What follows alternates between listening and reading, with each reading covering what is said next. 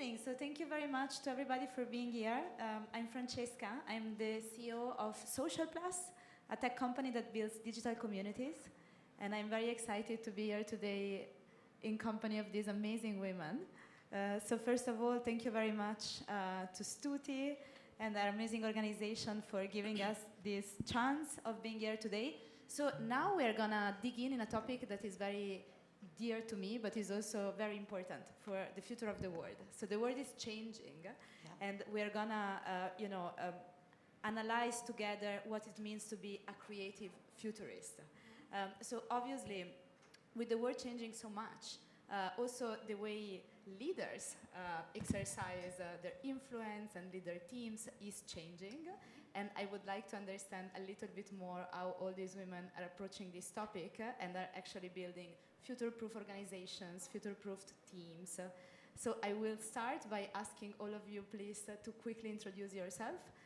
So obviously your name, where you're from, and what do you do? Mihaela, you want to go first? So, hi everyone, my name is Mihaela. I come from Macedonia.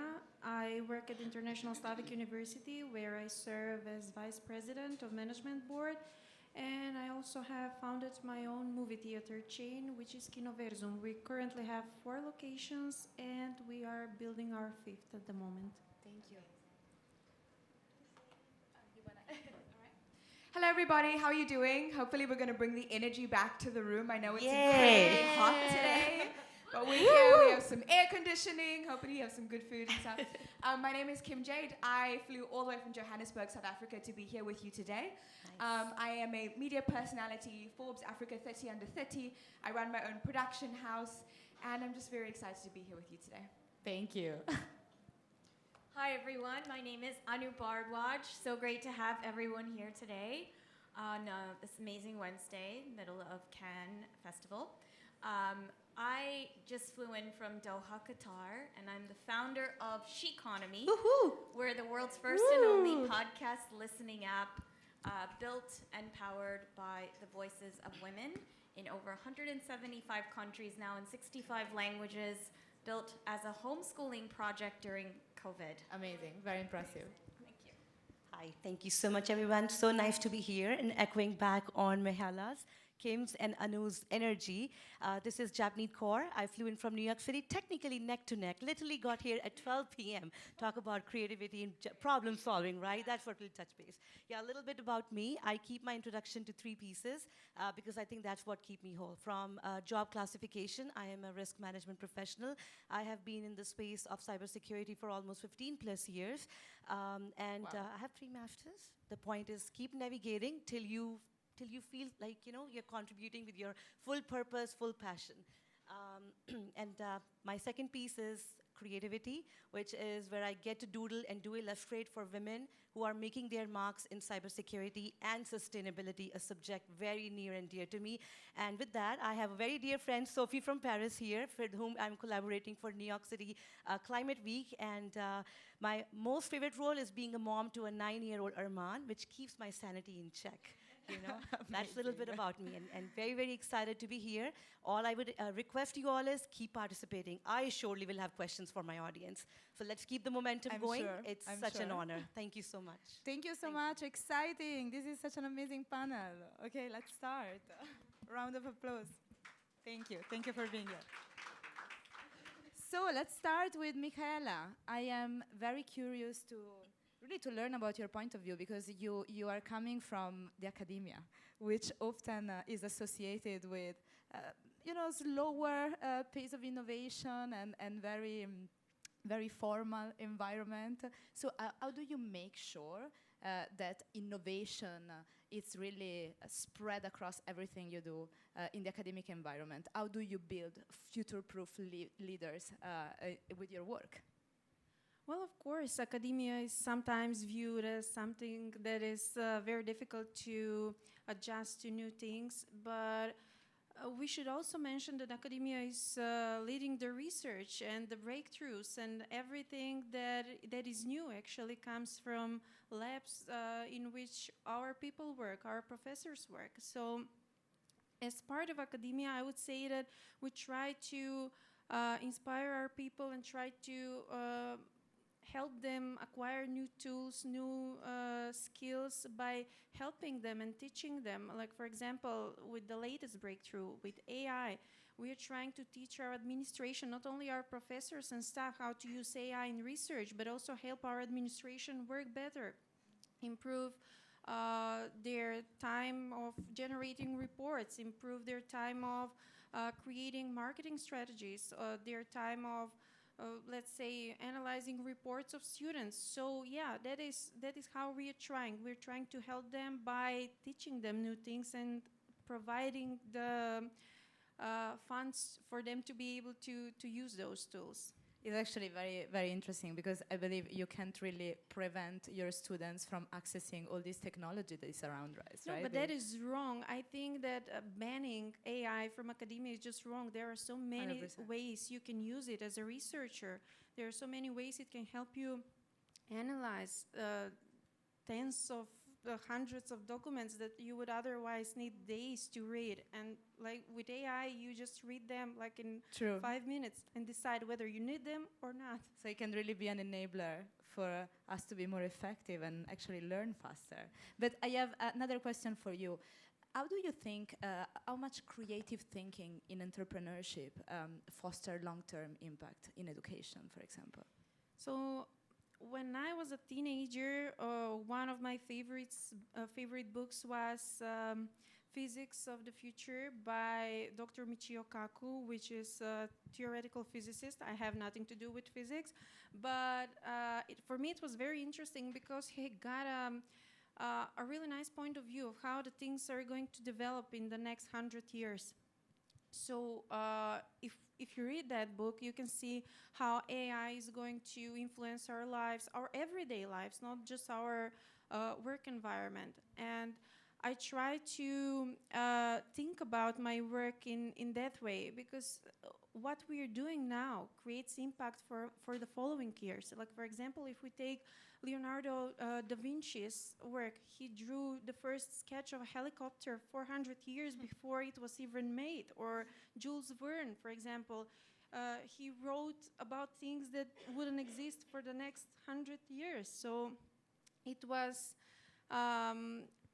really inspirational for me to read about those things and then try to get the same mindset. So I hope that what I'm doing will be nearly as impactful. I mean, come on, it's Leonardo da Vinci. I'm sure it but will. still. I'm sure it will.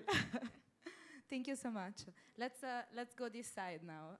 Japneet, let's start from you. So you consider, first of all, do you consider yourself a creative leader? Very good. Very creative question, I should say, right? Well, I would say, like, rather than rephrasing it like as a creative, right? I would say it's always about, like, do you have a voice, right? Yeah. That's where I think your creativity comes into play. Like, if something is diminishing, how you can make it work it out.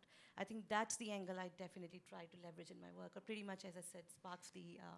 And how does this creative leadership, in your opinion, influence, for example, young people to want to become change makers and make an impact in the world around us? Very, very great question again. Young people. Actually, my question to the audience, number one, we already have a little Ariana here, right? Yes. So maybe if I can see your hand raises, maybe you secure a cup of coffee with me. I want to emphasize on that. Representing here a great cybersecurity leadership team who focuses on young professional, right? Let me see, what comes to your mind from the audience when you hear the word young professionals? What is it when it is like you have to figure it out? Young professional, like what's that one word? Come on, give me few answers here. Let's keep the energy up and running. Young, what is it? What would you relate it to? I love that. Yes, curiosity. That's a great leadership quality to have, right? I think it's to be a freshness, right? So to your point, when it comes to young leaders, I believe we should not just nurture the talent, rather how we can ignite a movement, because they are the future change makers, right? Yes. So 100%. Thank you so much. So how we can transform their passive thinking to actually where they can think with curiosity, with boldness, right? How we can amplify that. I think you mentioned a very good point about changing technology, right? So with changing technology, which is advancing in a blink of an eye, right? It is like how, technically my advice to them would be agility is the new intelligence, right? Which the young professionals should pivot, not panic. To your point, right? How they can make this new changing technologies to good use. So once again, how they can pivot, not panic, and actually they should not look at any failure, rather use it as a fuel, not something to fear from, right? And now me being a young woman in STEM, educating as a leader, for me, there is one belief, right? I lead by designing with possibility. There has to be a possibility, right? And then above all, what really comes into play is with women like us, we already have a blueprint for the young professionals. Creativity is something to put as a side note, but rather how you can make it your foreplay, right? So with this, I think conversations like this, with the question that you brought in, right? So I would say hashtag Win Lounge, hashtag unapologetically creative. Love that. Thank you so much for sharing. I feel very inspired. Anu, let's go to you now. We are in the same business. We both somehow, some way work with technology. And I really believe personally on the power of technology platform to have a positive impact on the world because of their scalability, because of the voice that we can share. So you build something incredible. How do you believe it's impacting young women and people around you? Oh, amazing. Thank you so much. You're all such an inspiration. Stuti, thank you so much for having us all talk about this today. I have created a podcast listening app called SHEQONOMI. We're the world's first and only podcast listening app focused on amplifying the voices of women that are now built on 2G, 3G, 4G phones. They're tiny phones. Very nice. The cheapest one that we built on is actually an $8 phone in India. It's by a company called Reliance Jio. Yeah. And they have launched about $30 billion worth of satellites during COVID and built a 5G network all over India. So the villages, the rural areas where you don't have connectivity, it's not an afterthought anymore, it's a reality. Yeah. For many girls who can't go to school, women who've been forced out of mainstream professions, this is a way for them to get back into the system. But it's not only a way for us, and I say us as women, meaning women podcasters, or we even have men on there. If you have a podcast and you want to go on this platform, you can. It's a way for you to reach the bottom billion. So there's about 500 million devices in India now that already have SHEQONOMI uploaded. And Africa has... Very impressive number. Thank you. Yes. So Africa has these phones, and they're built Android interface.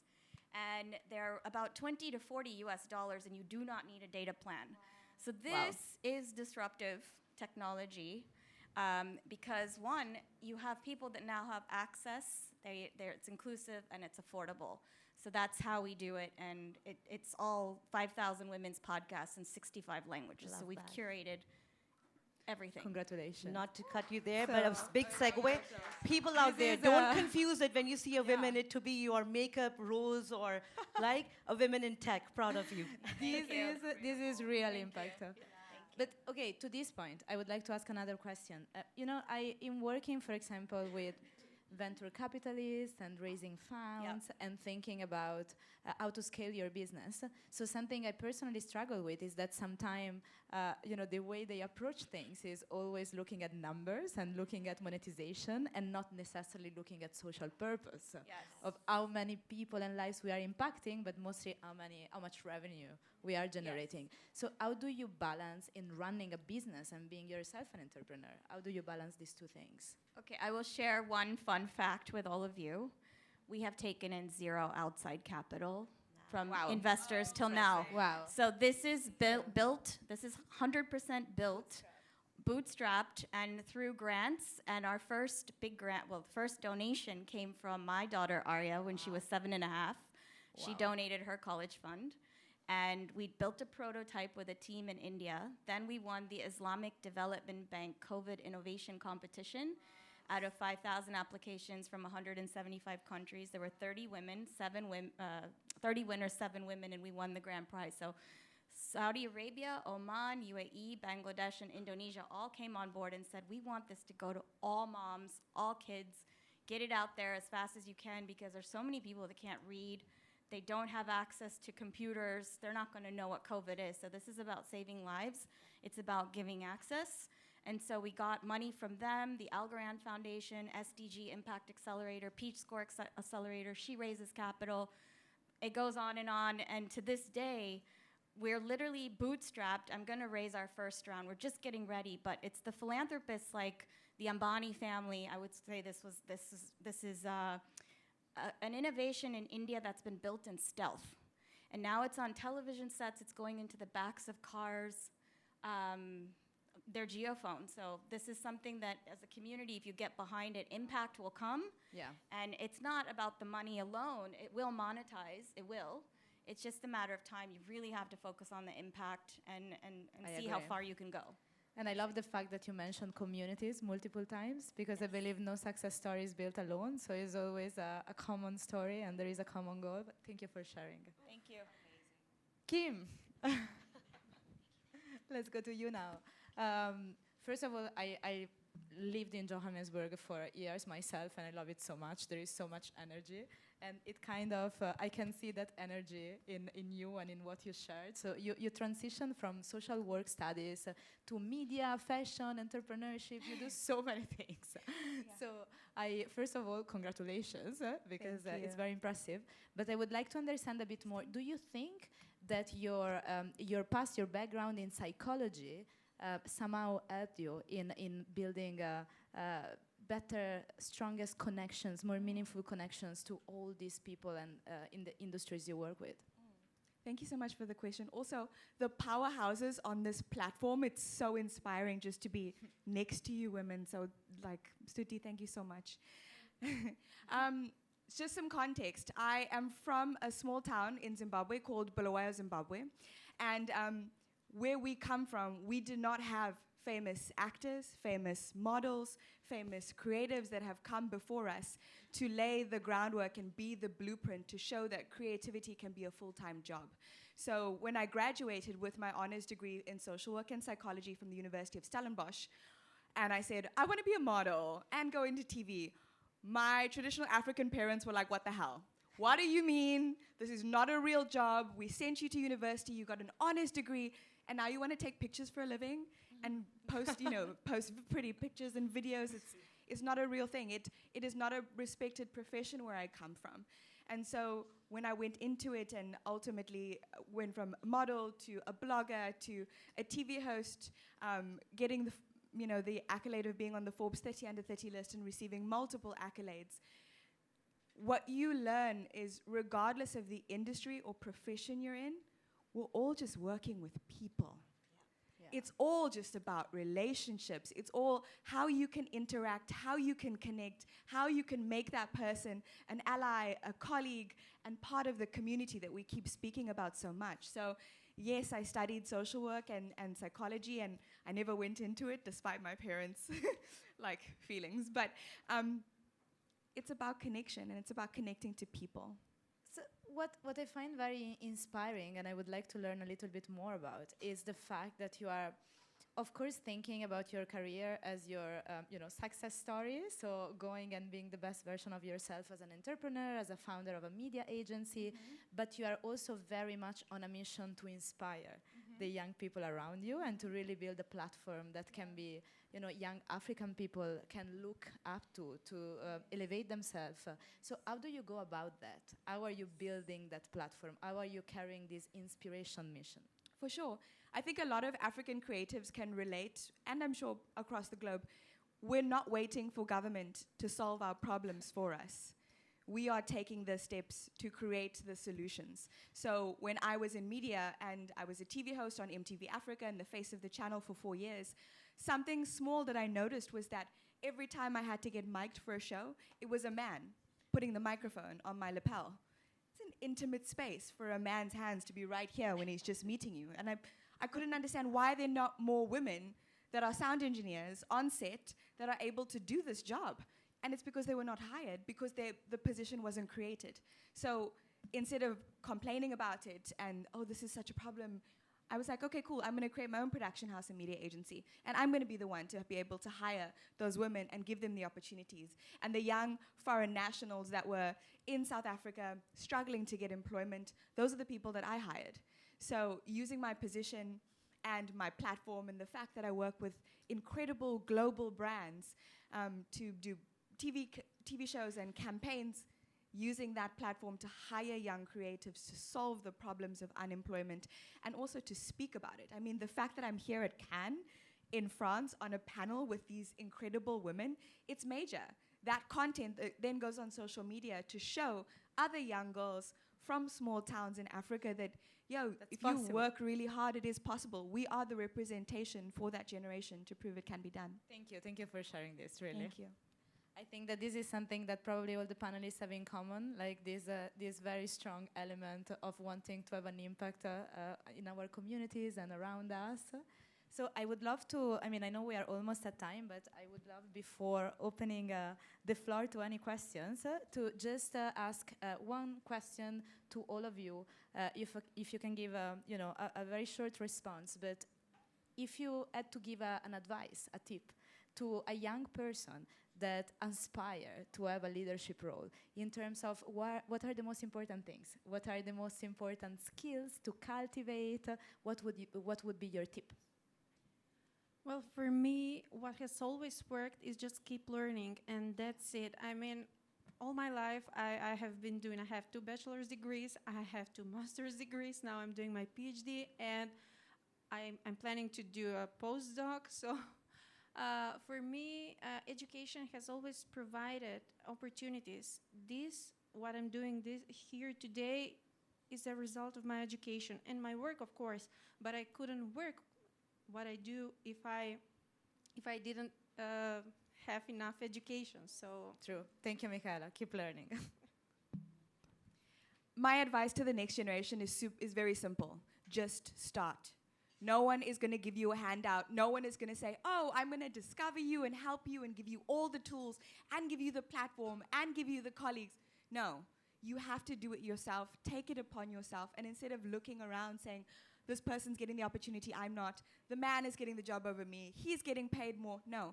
Look forward, look ahead, take the initiative, upskill yourself, educate yourself, and connect with like-minded individuals that share the same values and share the same vision, and you really will build a strong community that will support you through all of your endeavors. And I couldn't agree more. So just start.